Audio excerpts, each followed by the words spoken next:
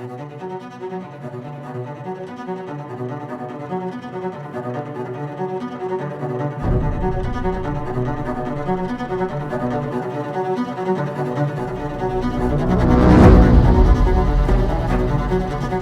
svima! Želeli bismo večeras da podelimo sa vama lekciju koju smo imali danas u crkvi.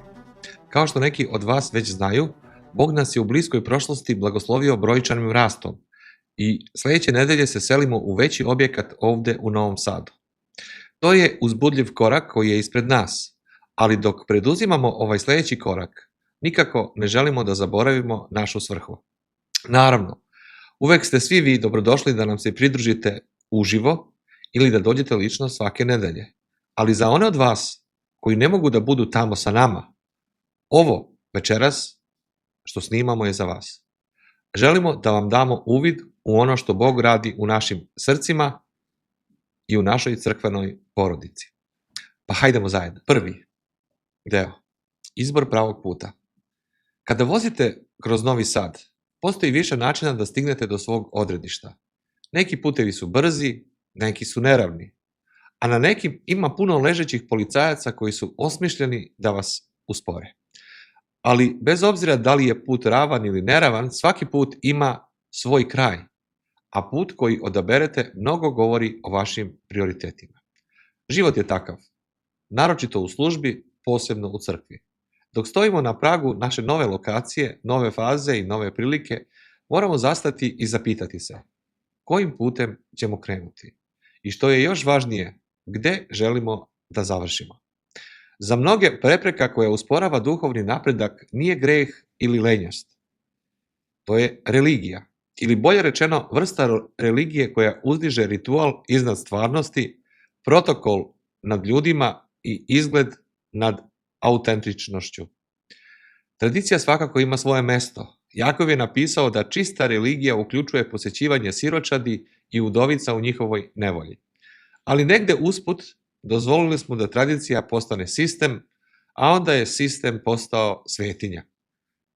Toliko je to sveto da više ne služi ljudima, već ih on učutkava. Drugi deo. Čovek je iznad sistema. Jednog jutra jedan čovek me je nazvao fanatikom zbog toga što ja jednostavno učim decu Bibliji. Za njega svako ko ozbiljno čita reč je opasan. I to me je podsjetilo koliko smo daleko odlutali. U današnjem svetu čitanje Biblije u javnosti može da vam donese podsmeh. Ali mi nismo prvi koji će se suočiti sa ovim. Pogledajmo Davida u 1. Samuilovoj 21. glavi. Bežao je od Saula, očajan i gladan. On je došao do sveštenika u Novu i zatražio pomoć. Oni nisu imali običnog hleba, samo su imali postavljeni sveti hleb, namenjen samo sveštenicima. Prema zakonu, David nije imao pravo da ga dira. Ipak, sveštenik mu ga je dao. Nije se tu radilo o pobuni ili nepoštovanju. Radilo se o preživljavanju. Potreba čoveka bila je važnija od rituala religije. I znate šta? Sam Isus je ukazao na taj trenutak kada su fariseji pokušali da ga uhvate u zamku zbog navodnog kršenja subote. On ih je podsjetio da je subota stvorena za čoveka, a ne čovek za subotu. Isus je dao prioritet ljudima u odnosu na protokol. On je iscelio u subotu. On je hranio gladne u subotu. On je stavio duše ispred sistema. Šta je sa nama? Treći deo. Kakva crkva? Kakvu crkvu mi gradimo? Onu gde se ranjeni ljudi susreću sa blagodaću ili onu gde se susreću sa poprekim pogledima i šaputanjima neodobravanja? Ulazio sam u crkve u Americi gde mi je rečeno da moje dete ne sme da uđe u veliku salu crkve. Video sam ljude puštene iz zatvora koji pokušavaju da započnu novi život kako ih tretiraju kao pretnju. Video sam crkve koje pokušavaju da dosegnu romsku zajednicu samo da bi se ohladili kada bi ti ljudi počeli da se pojavljuju kod njih. Da li želimo da izgradimo crkvu u kojoj svi izgledaju i zvuče isto? Ili želimo da izgradimo mesto gde su slomljeni životi dobrodošli i isceljeni? Zato što crkva nije muzej za uglađene svece, već je to bolnica za grešnike. I ako to zaboravimo, ako dajemo prioritet našim sklonostima nad Božjom svrhom, mi ćemo odlutati. polako, sigurno, udobno, mi ćemo odlutati u beživotnu religiju. 4. deo. Uvoz ili izvoz? Hajde da razmislimo o ekonomiji na trenutak. Zemlje koje uvoze više nego što izvoze razvijaju trgovinsku neravnotežu. Oni postaju potrošači, a ne davaoci. Isto važi i duhovno. Mnogi vernici dolaze u crkvu samo da bi dobili, da bi uvozili. Oni žele da prime istinu, ohrabrenje, mir, nadu. I nema ništa loše u tome, ali ako samo uvek uvozimo, a nikada ne izvozimo blagodat, istinu, ljubav i milost drugima, imamo duhovnu trgovinsku neravnotežu ili disbalans. Naše crkve postaju naduvane znanjem, ali neplodne u rodovima. Isus nije samo učio i hranio svoje učenike. Poslao ih je napolje. On je rekao, idite po svemu svetu. Nije ih pozvao da sednu i upijaju u sebe. Pozvao ih je da odu i služe. Moramo biti izvoznici. Moramo uzeti ono što primamo od Boga i preneti to na povređene, zaboravljene, izgubljene. 5. deo. Neuredna blagodat. Rana crkva nije bila uredna, nije bilo baš udobno u njoj. Bila je mešavina kultura, jezika, potreba i nereda. Ali ta crkva je bila živa. Vodio je Duh Sveti. Ponekad će čovek ući sa ulice, težak život je iza njega, možda još miriše na marihuanu, možda još uvek to vidimo na njegovom kaputu. Ili mlada žena sa slomljenim domom i bez osjećaja pripadnosti će mirno sedeti pozadi. Da li će naša crkva biti mesto gde su oni dobrodošli ili će je neko potapšati po ramenu i zamoliti je da ode? Nered nije neprijatelj, hladnoća jeste. Tvrda srca jesu.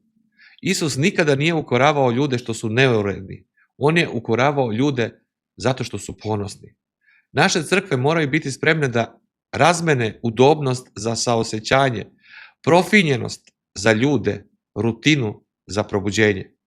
Kada dajemo prioritet svetom izgledu nad svetim uticajem, već smo izgubili ono što nas čini crkvom. 6. deo. Ljudi su iznad naših ličnih prioriteta.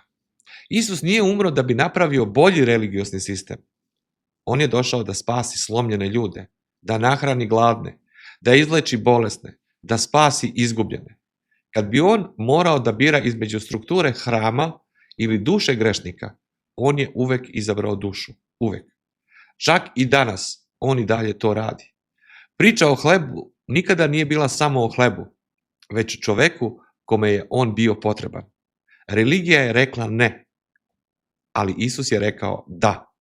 Moramo imati na umu da kada povređen čovek uđe u našu zgradu, kada siromašna žena nađe mesto pozadi ili kada stranac sa haotičnim životom uđe u našu crkvu, da mi gledamo u nekoga za koga je Isus umro. To mora biti naš fokus. Nije bitno da li je to neuredno. Bitno je da li je to stvarno i autentično. I kada konačno zamenimo naše krute tradicije Božjom aktivnom blagodaću, prestaćemo da budemo religiozni i počećemo da budemo stvarni. 7. deo. Spasilački tim. Zamislite spasilački tim koji stiže u srušenu zgradu. Preživeni su zarobljeni pod ruševinama, vapeći za pomoć. Ali tim okleva. Ne zato što ih nije briga, već zato što čekaju protokol. Čekaju zeleno svetlo od svog nadređenog. Čekaju dozvolu da krenu. U tom odlaganju ljudi pate. To je ono što se dešava kada crkva čeka na sisteme koje je napravio čovek da radi Božji posao. Kada stavimo našu udobnost, naš red, našu kontrolu ispred misije. Božja misija spašavanja ne čeka tradiciju. Ona se kreće prema potrebi.